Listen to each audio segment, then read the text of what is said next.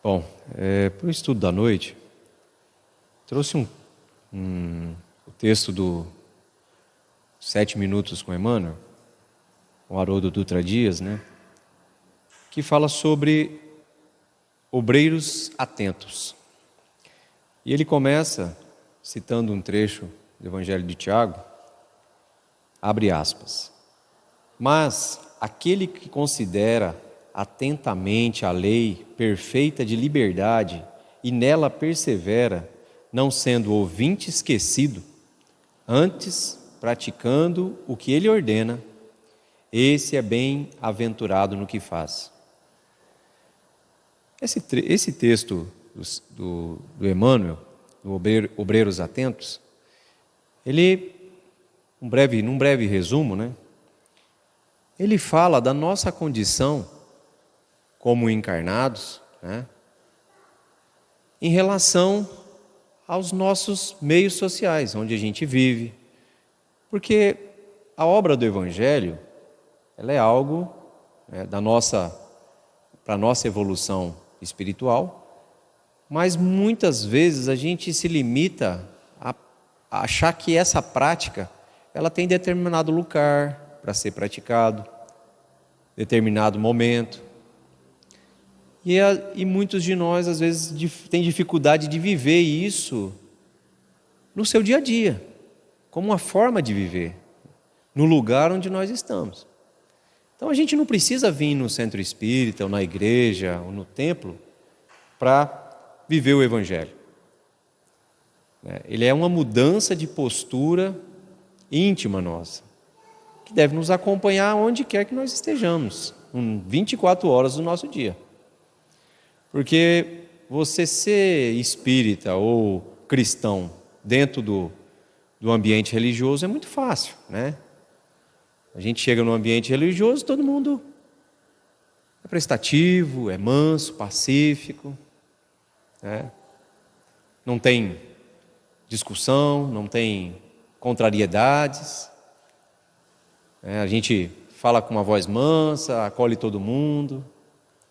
Mas aí, às vezes a gente entra dentro do carro para ir embora, na esquina, você já esquece que é cristão, esquece o Evangelho, paciência, uma fechada, uma buzinada, foi tudo para o brejo.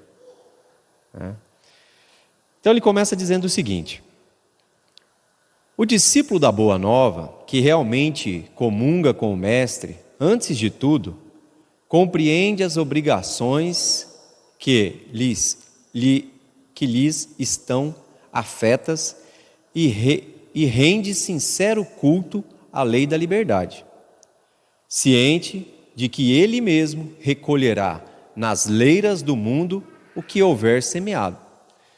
Então nós desfrutamos da liberdade, Até no Livro dos Espíritos, não me recordo a pergunta, mas Kardec pergunta se a nossa liberdade ela tem algum limite, Ele usa um outro termo, mas ele pergunta se a nossa liberdade tem limite ou não, nossa liberdade é sem limites. E ele fala que não, que tem limites, E na pergunta seguinte, ele fala que o limite é quando começa a liberdade do outro. Então nós temos liberdade e nós tomamos decisões na nossa vida através dessa liberdade. E como ele diz aqui, nós temos consciência de que nós, depois de semear, utilizando a nossa liberdade, nós vamos ter que vir num segundo momento para colher, colher somente aquilo que nós semeamos. Sabe que o juiz dará conta do tribunal, que o administrador responderá pela mordomia e que o servo se fará responsabilizado pelo trabalho que lhe foi conferido. Cada um de nós, dentro do nosso ambiente de trabalho, dentro da nossa posição social, a nossa atribuição é relativa àquilo. A gente não precisa se preocupar com catástrofes que estão acontecendo lá do outro lado do mundo. Porque com certeza né? As nossas obrigações estão bem próximas de nós. Então não adianta eu sair da minha casa, onde eu tenho uma vizinha que mora em frente, às vezes mãe solteira, com um monte de criança, desempregada, uma vida difícil, passando dificuldades, e pegar um avião e ir lá do outro lado do mundo para dar assistência para crianças desatendidas. Será que é realmente isso que a nossa função? Será que eu posso fazer isso? Pode. Mas será que eu não devo começar por ali, mais perto, um pouquinho?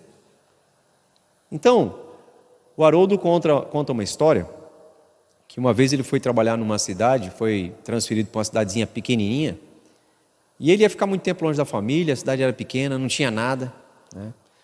E ele sentou no banco da praça e chorou quando ele viu a cidade, que não tinha nem padaria. E ele conta que, acho que no segundo dia, vem uma irmã lá, que mantinha tipo um orfanato nessa cidadezinha, e essa irmã, quando entrou na sala, olhou aquela cara dele de desolado, né? Falou para ele: meu irmão, Deus está mandando eu falar uma coisa para você. E ela falou: ele mandou dizer que a gente deve florescer aonde a gente foi plantado. Então a nossa postura de espírita, de cristão, de encarnados, de seres humanos, é para ser florescida onde a gente está mesmo. Primeiro onde nós estamos. A nossa família, no nosso ambiente de trabalho, no trajeto do trabalho da casa até o trabalho. Todas as pessoas, né, nós sabemos que não existe coincidência. Todos nós que estamos interligados, seja através do trabalho, da família, do ambiente religioso, tem um porquê. Com certeza nós aqui já se reunimos outras vezes, em outras reencarnações, sabe lá para se fazer o quê? Então, estamos novamente aqui reunidos. Que bom que é um outro propósito. Como dizia Paula, graças a Deus somos o que somos já, né? Estamos evoluindo. E respeitando cada tarefeiro do progresso e da ordem, da luz e do bem, no lugar que lhe é próprio, né? No lugar que você é plantado, persevera no aproveitamento das possibilidades que recebeu da providência divina. Então é como eu acabei de dizer, nada no seu ambiente onde você está chega até você por acaso, nenhuma pessoa, nenhuma dificuldade. O que nós costumamos fazer com as pessoas difíceis que chegam até nós? A gente foge, a gente isola, corre. E não tira o que é para tirar daquela situação. A gente muda de emprego, muda de lugar, e às vezes você percebe que a gente consegue às vezes perceber o quê? Que nós atraímos, devido ao nosso magnetismo, padrões, seja para relacionamento, seja para trabalho, seja para amigos. Percebe que a gente repete padrões? Por quê? Porque é dentro desses padrões, às vezes, que está o que você precisa para despertar essa imperfeição, para você corrigir, para trabalhar algo em você. Não pense que é para você fazer algo em alguém. Cada um é responsável pela sua transformação íntima. Então, o seu patrão, ele não é seu patrão por acaso. O seu empregado não é seu empregado por acaso. Não existe coincidência, acaso na verdade, né? Não existe acaso. Todas as pessoas estão reunidas com algum tipo de relacionamento por algum motivo. Persevera no aproveitamento das possibilidades que recebeu da providência divina, atencioso para com as lições da verdade e aplicando as boas obras de que se sente encarregado pelos poderes superiores da terra. Então viver o Evangelho 24 horas por dia. É isso que são os obreiros atentos. É a gente não passar despercebido pelas oportunidades que nós temos. Quando você fala, né, nessa passagem aqui, eu lembrei bastante, muitas vezes, da reforma íntima. Que você linka lá suas imperfeições, quando você já consegue fazer isso, e vem trabalhando uma a uma, né? Como muitos dizem que a maior batalha que a gente vai travar aqui na Terra é essa. É a de batalhar contra as nossas imperfeições.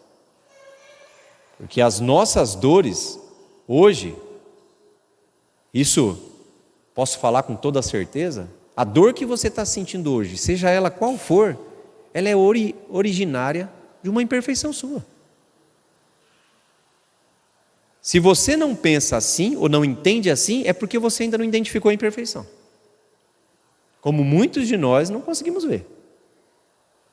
Mas uma característica básica para você identificar é você fazer a seguinte análise.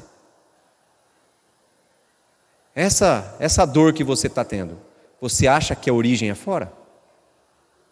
Se você acha que a origem é fora, você está claramente equivocado. É que você não identificou a sua imperfeição ainda.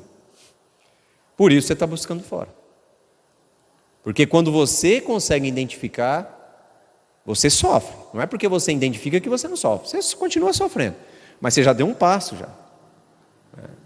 Porque como que nós vamos combater algo que a gente sequer sabe que tem?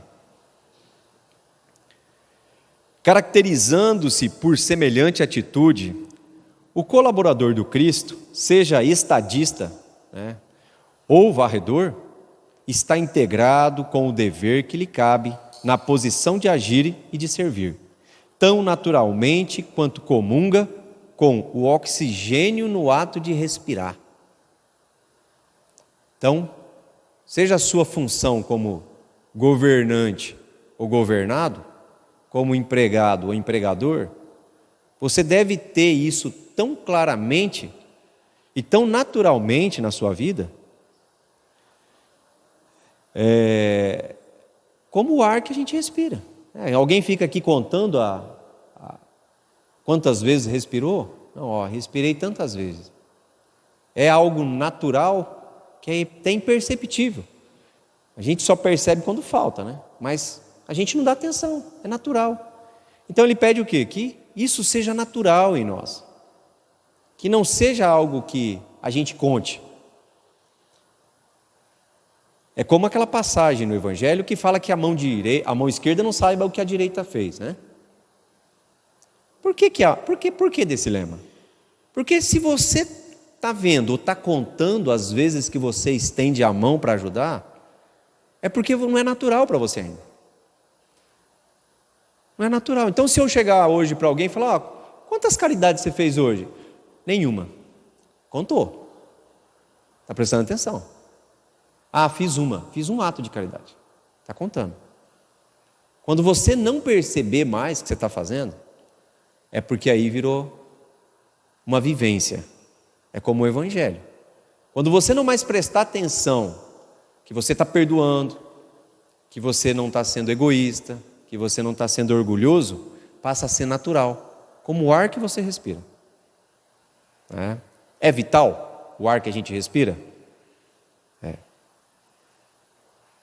Então, a vivência do Evangelho também é. Né? Se dirige, não espere que os outros lhe recordem os empreendimentos que lhe competem. Então, se você é o que dirige, você está à frente de alguma coisa, não espere que os outros venham cobrar isso de você, a sua postura, as suas obrigações, né, que te competem. Se obedece, não reclama instruções reiteradas quanto às atribuições que lhe são deferidas na disposição regimental dos trabalhos de qualquer natureza. De qualquer natureza. Eu lembro de uma história que quando estava na corrida espacial, né, Estados Unidos e União Soviética, vendo quem conseguia chegar primeiro na Lua, dizem que tinha uma empregada limpando a mesa e tal, e ela abaixou com uma escovinha e está lá esfregando o pezinho da mesa, o cantinho do pé da mesa, com aquele cuidado todo. E um dos cientistas passou e falou: moça, o que você está fazendo aí? Ele falou: estou contribuindo para o homem ir à Lua. Então, independente da esfera que nós somos colocados, a nossa função é importante, né? Com certeza. Não exige que o governo do seu distrito lhe mande adubar a horta, nem aguardar decretos para instruir-se ou melhorar-se. Nós hoje temos, né, todas as possibilidades para nos instruir, seja profissionalmente, seja moralmente. Você entra na internet hoje, você tem quase todas as obras espíritas lá em PDF, que você pode ler no computador, você pode imprimir, você pode ler no celular, você tem áudio que você pode ouvir, né? Você pode viajar ouvindo um livro. Eu ouvi Memórias de um Suicida. Quem conhece o livro sabe o tamanho que é. Eu ouvi aquele livro inteiro. Eu estava com um serviço longe, eu não lembro quantas indas e vindas foi, mas eu lembro que eu ouvi aquele livro inteiro. Então, assim, a gente tem olha a facilidade que a gente tem hoje, né? Olha a facilidade que a gente tem hoje. Então, não nos cabe, né, a desculpa.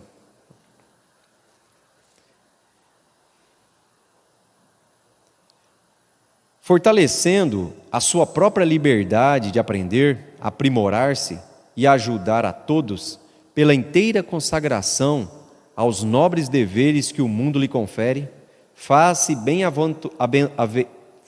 bem-aventurado em todas as suas ações, que passam a produzir vantagens substanciais na propriedade e elevação da vida comum. Hoje em dia, né, a gente tem uma vida assim tão corrida,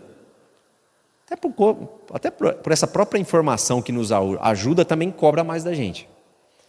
E assim, hoje o individualismo, hoje a gente percebe que é tão grande, que quando a gente vê alguém fazendo algo diferente, aquilo né? Vocês já perceberam? Se alguém para na rua para ajudar alguém que está precisando, aquilo é espantoso para a gente. Que o natural o que é? Não ajudar. O cara caiu lá, você vira as costas, levanta, que ele vai dar um jeito, né? Vai catar as coisas dele. Você esbarra numa pessoa, a pessoa caiu, você vai embora. Então assim, hoje, nessa rotina, a gente não tem tempo para nada, né? Então, quando a gente vê alguém parando para fazer uma ação dessa, seja ela qual for, a gente hoje vê com espanto, uma coisa que era para ser natural da gente. O espanto deveria ser quando a gente não tivesse essa postura de ajudar, né? A postura de ajudar teria que ser da nossa natureza, né? Natural para nós, na verdade. Semelhante seguidor do Evangelho, de aprendiz do mestre, passa à categoria dos obreiros atentos, penetrando em glorioso silêncio nas reservas sublimes do celeste apostolado. Então, é no trabalho com o Evangelho, aplicando o Evangelho em nós, que nós vamos alcançar essa posição de obreiros atentos. A gente sai de aprendiz e passa a ser obreiros. A gente sai da postura do socorrido para o socorrista, né? Esses dias um amigo meu me ligou plena tarde, eu também estava fazendo um monte de coisa, e na verdade ele estava resolvendo uma situação para mim, e eu não conseguia falar com ele, pelo WhatsApp ele não respondia, eu peguei e liguei para ele, ele estava no Mato Grosso do Sul, me atendeu chorando. Tinha acontecido uma situação, e eu naquela correria, eu até depois eu fiquei com peso na consciência, mas eu não vi a hora dele parar de chorar para a gente resolver o negócio, sabe, porque era um carregamento, a mercadoria que ia sair, ele tinha que liberar um documento, e eu falei, puxa vida, mas, né? E aí eu me toquei, falei, poxa vida, eu aqui preocupado com isso, e o cara chorando lá de lá. Como a gente é frio, né? Deu vontade de falar, resolve aí, depois você liga para você chorar, para mim, eu escuto você. Mas graças a Deus, né? Graças a Deus a gente vai buscando essa melhora. Eu comecei a conversar com ele, ouvi, e a gente ficou 47 minutos no telefone. Contou. Viu como que não é natural ainda? A gente conta. Mas, ainda deu uma salvada. Então, assim, é tão bom quando você consegue se sentir útil para alguém. Agora você imagina, o que Jesus está nos dizendo aqui, Emmanuel está nos dizendo, é que nós somos 24 horas úteis para alguém. Não é de vez em quando. Não é só aqui no lar espírita. Nós somos 24 horas úteis para alguém. Olha que maravilha. E está na nossa mão essa ferramenta. Haroldo comenta sobre esse trecho, e ele diz o seguinte: Emmanuel define o dever como sendo, abre aspas, a submissão que nos cabe a certos princípios estabelecidos como as leis pela sabedoria divina, para o desenvolvimento das nossas faculdades. A faixa de ação no bem que o Supremo Senhor nos traça a responsabilidade para a sustentação da ordem da evolução em sua obra divina, no encalço do nosso próprio aperfeiçoamento. Então você imagina, tudo que você acha que você está fazendo pelos outros, você descobre que o maior ganhador, o maior beneficiado é você. Então você descobre o quê? Eu achava que eu estava ajudando, você descobre que o ajudado é você. Ele foi colocado ali para ver se você tinha a possibilidade de ajudar. E quantas vezes a gente não falha? E relembrando, essa pessoa que nos faz, nos desperta esse próprio aperfeiçoamento, se você parar agora e pensar, na pior pessoa que tem na sua relação da sua vida, seja ela no segmento que for, é uma delas, se não for a principal. Não é aquela pessoa que te elogia, que te dá presente, que te convida para a festa, quer ser o melhor amigo, sua amiga. Não é essa. Essa, com certeza, contribui também. Mas a maior contribuição, ela não vem dessa forma. Lembra? Ela exige esforço seu. Para perdoar aquela pessoa que fala mal de você. Para perdoar aquele que te causa prejuízo. Então essa ferramenta para aperfeiçoamento moral, hoje se a gente parar e pensar, cada um fazer uma reflexão, pensa na pior pessoa, que se você pudesse, se alguém falasse, tem um botão aqui, se você apertar, essa pessoa vai sumir, vai desencarnar agora, você não precisa conviver mais com ela. Quem que é essa pessoa que você faria isso? Comece a olhar com outros olhos para ela. Comece a olhar com outros olhos para ela. O tarefeiro do progresso e da ordem, da luz e do bem, na qualidade do colaborador do Cristo, está integrado ao dever que lhe cabe, no lugar que lhe é próprio, aproveitando as possibilidades que recebeu da providência divina e atentando às lições que somente serão assimiladas no desempenho do seu compromisso. É o que eu tinha dito antes, né? Se você não consegue ajudar alguém dentro do seu bairro, realmente não tem necessidade de você pegar um avião e ir lá para a África tentar fazer alguma coisa lá.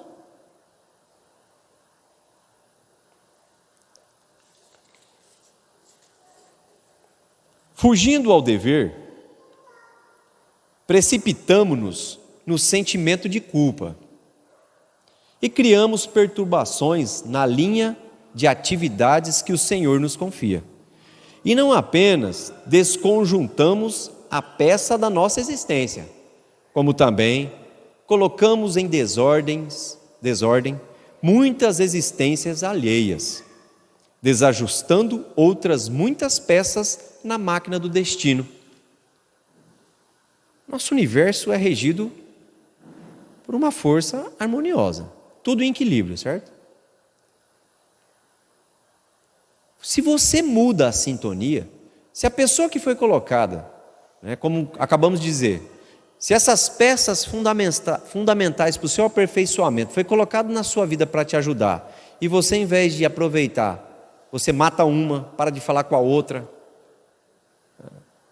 se afasta da outra, fala mal da outra, briga.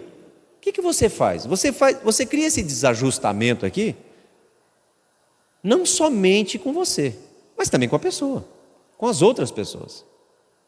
Você, além de não aproveitar a oportunidade, você ainda vai ser responsabilizado pela desordem que você causou na vida dela. Desarranjo. Nós temos obrigações, como eu disse, até uma frase que eu não lembro quem falou agora, mas só que a gente não tem o direito de magoar ninguém. Não, mas fulano me... Mas foi ele, né? Nós não temos o direito de magoar ninguém. Quando a gente fala isso para alguém magoado, a primeira coisa que a pessoa fala é o quê? Mas... E vai querer explicar o porquê que ela está magoada. Ela não consegue olhar, ela busca uma justificativa para magoar também. Ela não consegue olhar para outro lado e fala, peraí, tá, então a gente está falando de mim, né? Você é responsável pelos seus atos ou pelos atos dos outros? Então, não temos o direito de magoar ninguém. Desse modo, quem deseja a liberdade precisa obedecer aos desígnios supremos. Para trabalhar com êxito, é necessário obedecer à lei. Então, a liberdade nossa, o nosso livre-arbítrio para fazer o que a gente quiser da nossa vida, ele é favorável para nós quando nós seguimos a lei de Deus. Usamos dessa liberdade dentro da lei de Deus. Se a gente achar que usar a liberdade é você fazer o que você quiser, você está equivocado. Aí não é mais liberdade. Lembra, a liberdade sua vai até a liberdade do outro. Ela não é ilimitável. Nas sombras do eu, a liberdade do faço o que eu quero, frequentemente cria desordem e favorece a loucura. Na luz do Cristo, a liberdade do devo servir, gera o progresso e a sublimação. Assimilemos do Mestre o senso da disciplina. Se quisermos ser livres, aprendemos a obedecer. A gente acha que quando obedece você está sem liberdade. Mais um dos equívocos que nós temos. E é o inverso. Quando nós aprendemos a obedecer, é que nós estamos exercendo a verdadeira liberdade. Ensinou-nos o Mestre, não há liberdade que explode as nossas paixões indomesticadas, mas a que verte sublime do cativeiro consciente as nossas obrigações diante do Pai Excelso. Então, como é importante a gente analisar essa situação do Evangelho na nossa vida, as pessoas na nossa vida, o meio em que nós nos encontramos, a decisão que nós tomamos de estar aqui agora, sentados, ouvindo sobre o Evangelho de Jesus, enquanto não estamos na nossa casa, assistindo televisão, numa roda de amigos. É uma atitude nossa nesse sentido. Tem uma história que a Joana de Ângeles conta sobre a liberdade. Eu até já tinha ouvido essa história, mas nunca tinha visto por esse ponto de vista da liberdade. Ela conta, muitos de nós já devem ter ouvido, que ela conta que na era glacial, os porcos espinhos, eles começaram a morrer congelados, como várias espécies. E eles perceberam o quê? Que se eles se amontoassem, o calor de um ou outro, eles conseguiam sobreviver. Só que quando eles se amontoaram, o que aconteceu? Começaram a se ferir um ao outro. Então eles tiveram a liberdade de cada um ir para o seu canto. Não, eu faço o que eu quero. Eu vou embora. Cada um tomou sua atitude. E aí o que aconteceu? Começaram a morrer congelados. Assim eles perceberam o quê? os sobreviventes, né? Perceberam o quê? Que eles precisavam entrar em harmonia entre eles. Usar da liberdade num senso único, né? Para o quê? Um ajudar o outro e se aproximando, sem se ferir tanto, conseguirem sobreviver a essa calamidade. Então, quem pensa que vai passar aqui encarnado, só a sombra e água fresca de relações pessoais, está equivocado. Quanto mais turbulento e complicado for sua relação que você tiver que administrar, segundo o Evangelho, é mais produtivo. Porque, como eu disse, essa pessoa que você acha que veio para atrapalhar a sua vida, ela é a número 1. Nós não passamos a vida, né, num mundo como esse, de provas e expiações, sem problemas, sem dificuldades. Porque uma que nós não iríamos evoluir. Primeiro, né, nós não iríamos evoluir, nós vamos passar estacionado. Então, é obrigação nossa, através do Evangelho, da oportunidade que nós estamos tendo, de termos contato nessa vida com o Espiritismo, por exemplo. Quantas pessoas hoje ainda cometem homicídio em nome de Deus? Nós não fazemos mais isso. Nós só viramos a cara quando a pessoa fala que não é espírita ou que fala alguma coisa de espiritismo. Mas nós não matamos ninguém, eu acho. Não fazemos mais isso. Então olha só quanto a gente já evoluiu. Mas em alguns lugares ainda, na atualidade, ainda matam. Então, já está muito mais fácil. Está muito mais fácil. Você imagina se a gente estivesse aqui falando que o nosso inimigo vai para o fogo do inferno, que só nós seremos salvos, que eu tenho que evitar meu inimigo, que eu tenho que... Não estamos falando mais isso. A gente já consegue entender que hoje, a maioria das vezes, ele está ali como nosso inimigo, porque no passado, você fez algo muito terrível com ele. E Deus, na sua misericórdia, deixou ele vir cobrar de você só 10%. E você já está achando muito. Então, nós temos que agradecer, como dizia Paulo, dai graça a tudo. Nós temos que agradecer até o nosso inimigo que está ali. Porque ele só tem uma conta de 10% da fatura. Os outros 90%, a misericórdia divina perdoou.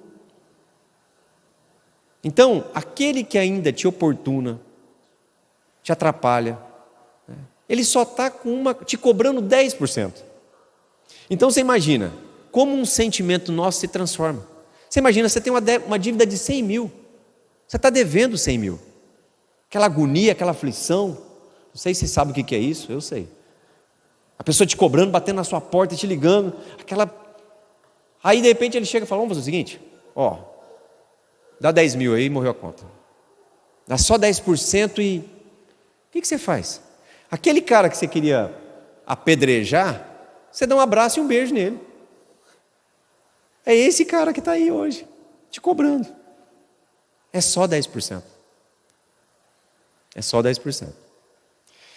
Então a lição de hoje era essa. Vamos fazer a prece de encerramento. Elevando o nosso pensamento novamente ao nosso Mestre Jesus, modelo e guia, que através de espíritos tão queridos, permite que através dessa comunicação entre esses dois mundos, chegue às nossas mãos essas lições de tão grande valor para a nossa existência, que tem o poder de transformar o nosso ponto de vista, a nossa compreensão e o nosso entendimento como seres encarnados. Que Jesus nos abençoe e nos auxilie na compreensão e principalmente na vivência do Evangelho. Que assim seja.